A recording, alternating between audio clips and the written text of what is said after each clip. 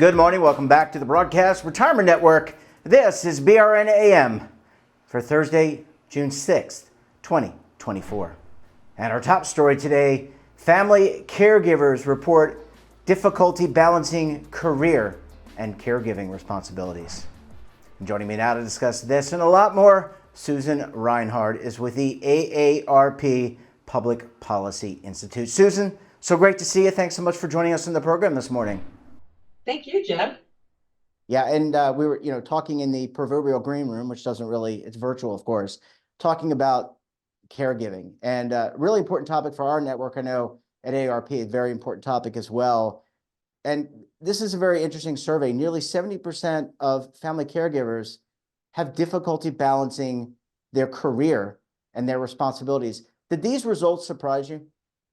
No, because I've been in this field for a very long time and know that there are about 48 million family caregivers, and they're caring for family members, neighbors, friends. It's not always even a relative.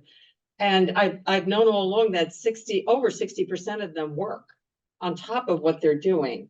So juggling is always a problem. The COVID epidemic, in a sense, had a silver lining that some people could work hybrid. Not everybody could work, and be with, the person they're taking care of.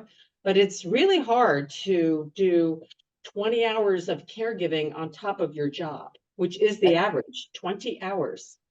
Yeah, it's a lot. I have to thinking about, Mental Health Awareness Month recently, and thinking about the anxiety and the financial strains.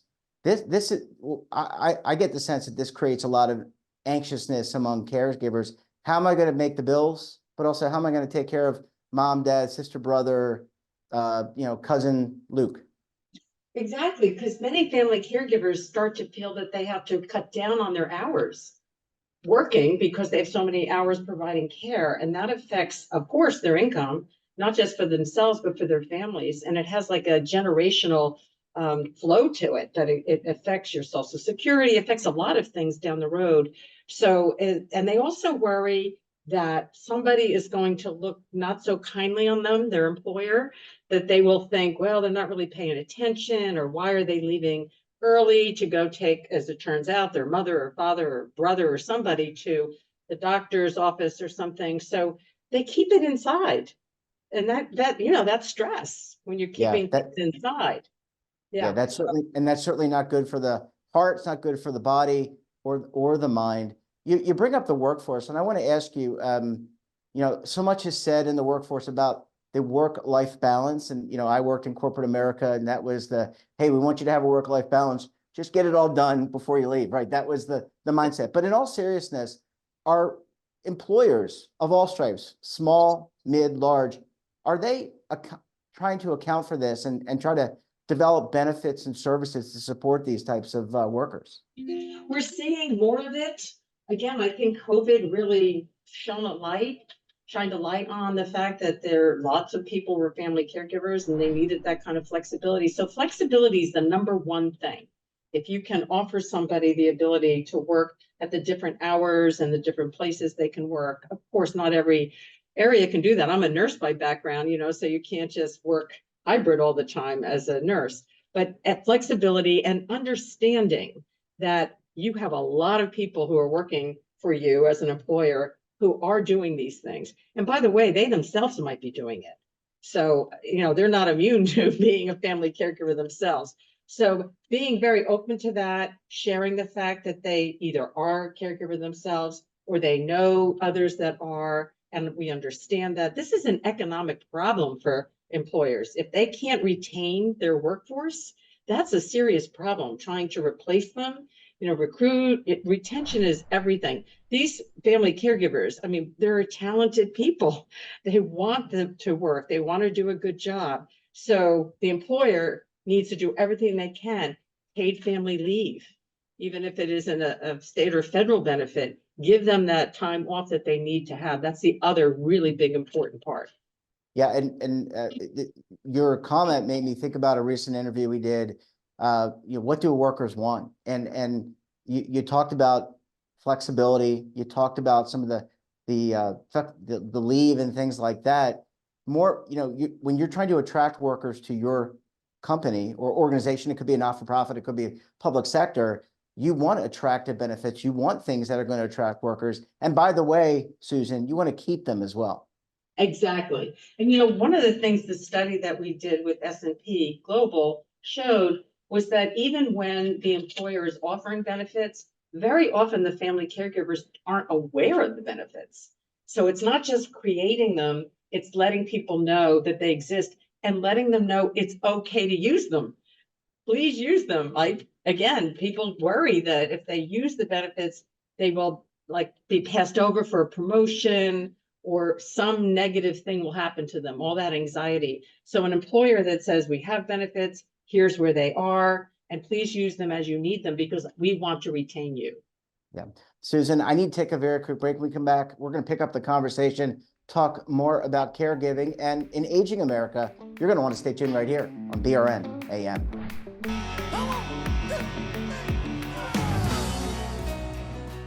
Now is your opportunity to co-create content around any topic on the First Lifestyle and Wellness Network. Reach a global audience through our platform and co-own exclusive branded content. All of our programs are available on demand and also as audio-only podcasts, so you can take us on the go. Broadcast Retirement Network, available anytime, anywhere, and on any device. Welcome back. We're joined this morning by Susan Reinhard of AARP Public Policy Institute. Susan, thanks so much for sticking with us this morning. Thank you, Jeff. Yeah, really informative conversation.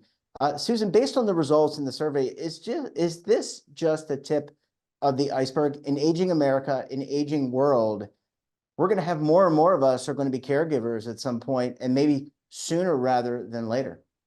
Yes, I mean, by 2030, 1 in 5 people in the United States will be over 65. It's a turning point in history. And as the population ages, of course, family members and again, neighbors and friends step in to care for those that have more needs for help. And that includes people of all ages. So a family caregiver, actually 30% of family caregivers are taking care of 2 generations. So someone who's older than them and someone who's younger than them. It might be a parent and then a child, and it may not be a young child. It could be a teenager or whatever, but it takes money to be able to do this. Family caregivers, by the way, put out a lot of money out of pocket. So the average is like $7,800 a year that a family caregiver is spending out of pocket, buying all kinds of things that the person needs, transportation, any number of things. And that probably needs to be updated soon to account for inflation. But it's a lot of money that comes out of their pocket as they're trying to take care of these 2 generations at the same time. Susan, AARP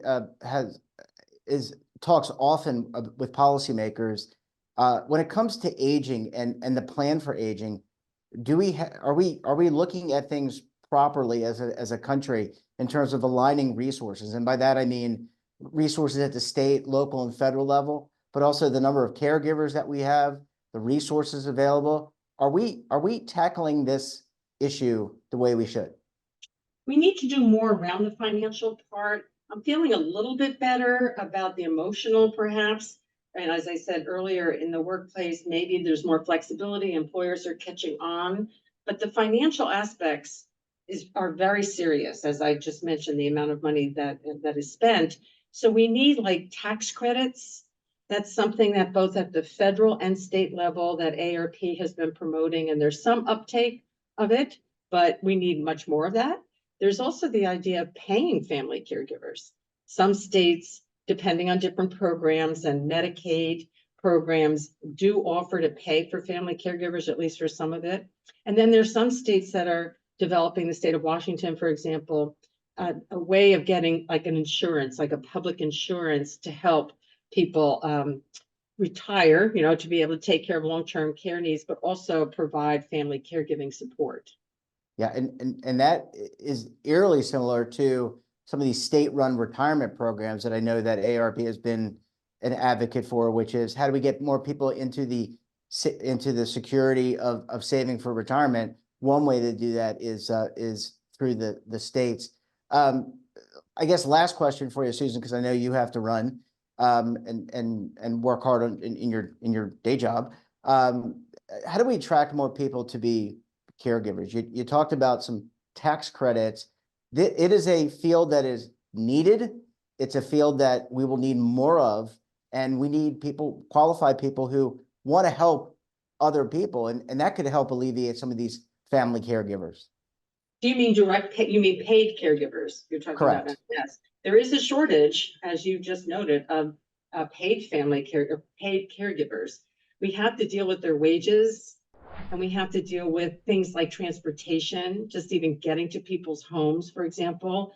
And while they're taking the bus or whatever they're taking, are they getting paid for the time that they are having to drive or take a bus to them? So there are many different issues, and some states do better than others. We have a scorecard. We call it the Long-Term Services and Support State Scorecard. And we looked at the wage gap in different states, their wages for someone at sort of like an equal level of responsibilities and preparation between direct care workers and others in those, say, people working for McDonald's is very often used as one example. And some states are closer, like there's less of a gap than others. So for example, Washington, D.C. has the biggest gap. You could look at another state where they might have a smaller gap. Well, states need to deal with that. They have to look at how they're paying more equitably at all levels of workforce. Yeah, well, obviously this is something that we're going to be talking about for the foreseeable future as America and the world continues to age. So hopefully policymakers get on board at all levels of government and try to help bolster the infrastructure. Susan, we're going to have to leave it there. Great to see you. Thanks for joining us, and we look forward to having you back on the program again very soon. Thanks, Jeff. That wraps up this episode of BRNAM. Have a topic of interest, someone you think we should talk to? Drop us a line, and don't forget, for all the latest curated news in lifestyle, wellness, finance, tech, so much more and all in one place, check out today's edition of our daily newsletter, The Morning Pulse. Want to search our archives, check out our latest content? Then visit our website. We're back again tomorrow with another edition of BRN AM. We'll have a very special guest and another important topic. Until then, I'm Jeff Snyder. Stay safe, keep on saving. Don't forget, roll with the changes.